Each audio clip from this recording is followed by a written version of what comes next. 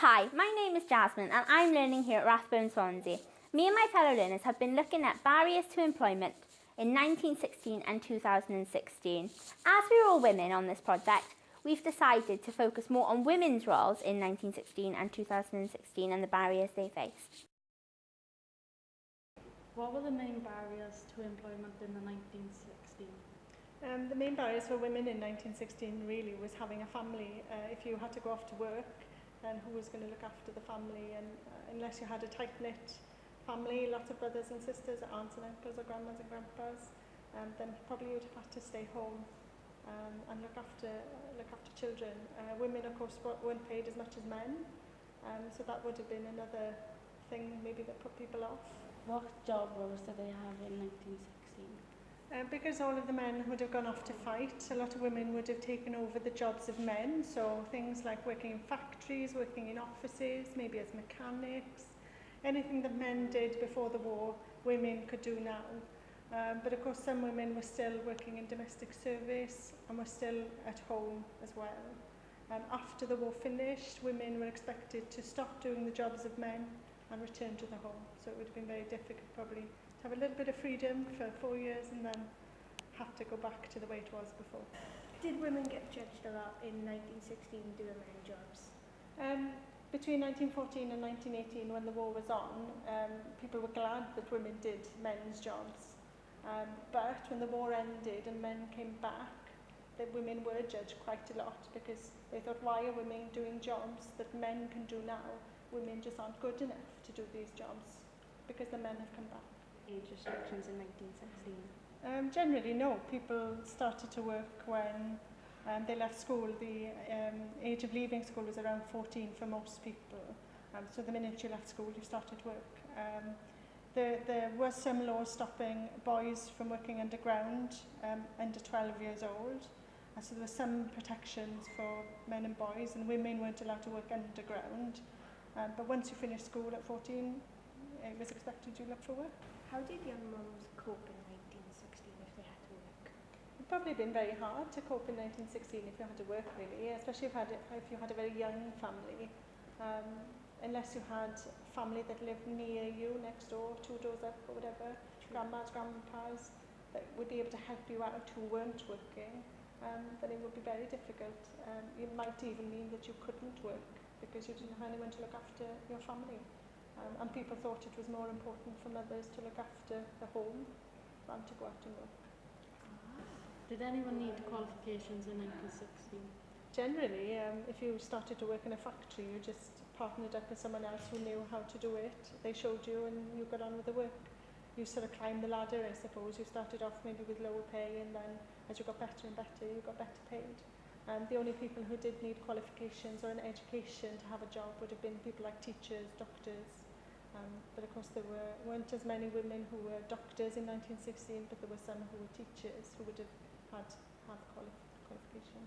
Did women have to complete DBS checks for jobs in 1916? Not really. Anyone could apply for any job. They might even change their identity or their name and move city. People wouldn't be able to track you as they do today. So a modern DBS check is something really modern. Okay, girls, so what would you say would be your barrier to stop you from achieving your career aim? My DBS checks takes too long to come back and I won't be able to get my job. Okay. Qualifications, like I'd have to do like few years, and then there might not be like enough room then for me in the course at the end of it. Mine's dyslexia. I suffer with really bad dyslexia, so it might stop me from getting a job, and also I'm due to have a baby, so that could make matters worse. Okay. Mine's experience and like degrees, because I could need certain experience coming into it, so no. Okay, girls, so you said some things that would be your barriers for employment. What do you think would be barriers for young females?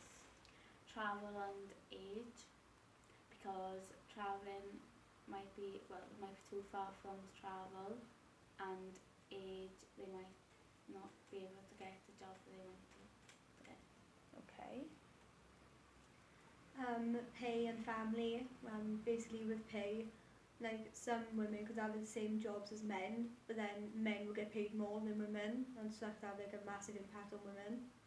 And with family, like they could like, I don't know, like that could like have like a massive impact like on like what career you want to do, and then they might think different. My family's like that. I studied childcare, now studying childcare, but in the past I studied public services for 2 years, and they thought I was just wasting my time from going from career to career, so that had an impact on what I wanted to do. But they're happy with what I want to do now, so that's a good thing. Laziness and different types of jobs is another one, because some females just don't want to like clean toilets, for instance, or like be a plumber. And laziness, because well, I'm lazy in the morning, I don't want to get out of bed because I have a little girl keeping me up most of the night.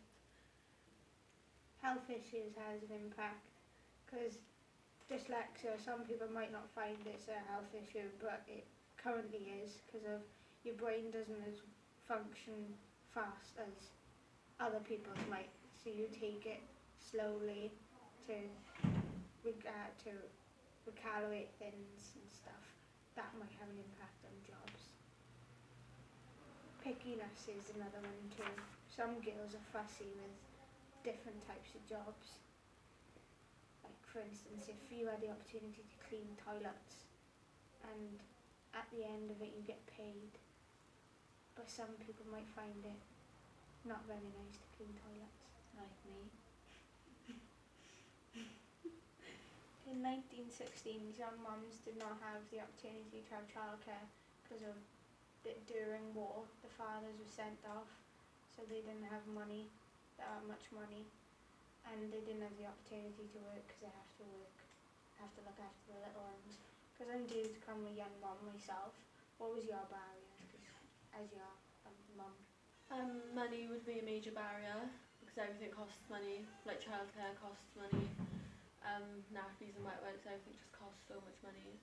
And tiredness is also another one, because obviously the baby has you up at night.